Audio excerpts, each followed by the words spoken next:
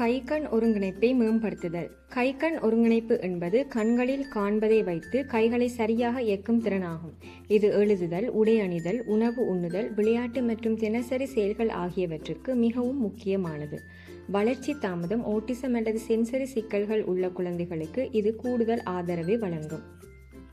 கை-கண் ஒருங்கிணைப்பு ஏன் முக்கியம்? ஃபைன் மோட்டார் திறன்களை மேம்படுத்தும், கிராஸ் மோட்டார் திறன்களை ஆதரிக்கும், கவனம் மற்றும் விஷுவல் ட்ராக்கிங் அதிகரிக்கும், தினசரி செயல்களில் சுயநிலை உருவாகும், கல்வி தயாரிப்பை மேம்படுத்தும்.